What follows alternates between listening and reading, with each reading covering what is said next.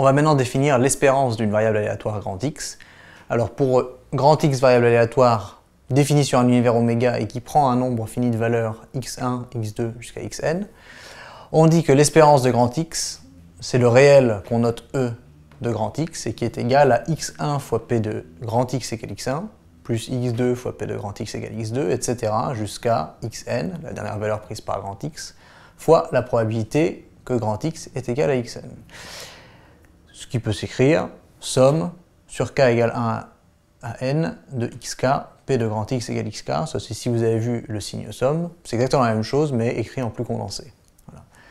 À noter que si l'espérance de la variable aléatoire grand X est nulle, on dira que grand X est centré. Voilà.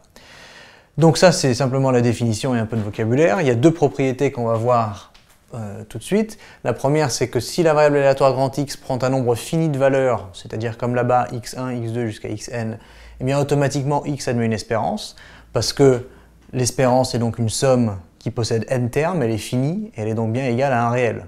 Il faut le calculer, mais c'est bien un nombre fini.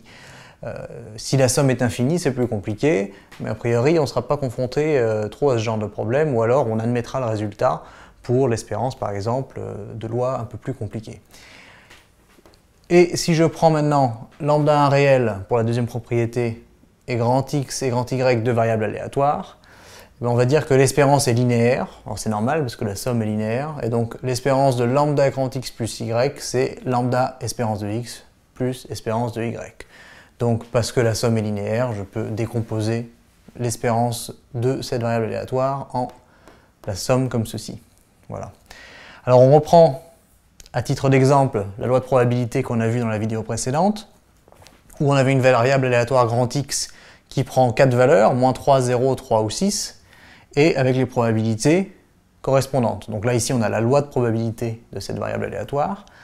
Est-ce que grand X admet une espérance? Oui, parce que grand X prend un nombre fini de valeurs, à savoir 4 ici, moins 3, 0, 3 et 6. Et donc, grand X admet bien une espérance, et je peux la calculer, c'est la somme de moins 3 fois 1 tiers, plus 0 fois 3 huitièmes, plus 3 fois 3 huitièmes, plus 6 fois 1 huitième.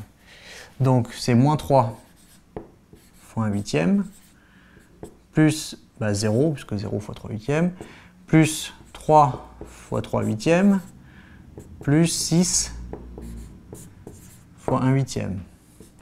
C'est-à-dire, ça me fait 9 huitièmes, et là j'en ai 6 moins 3, ça fait plus 3 huitièmes, ce qui me fait 12 huitièmes, enfin ça va se simplifier par 4, ce qui me fait 3 en haut et 2 en bas, 3 demi pour l'espérance de X.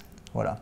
Donc en fait c'est assez simple de calculer l'espérance de grand X une fois que j'ai la loi de probabilité, et il suffit simplement de faire attention de bien multiplier la valeur prise par grand X fois la probabilité correspondante, c'est-à-dire la probabilité que grand X prenne cette valeur.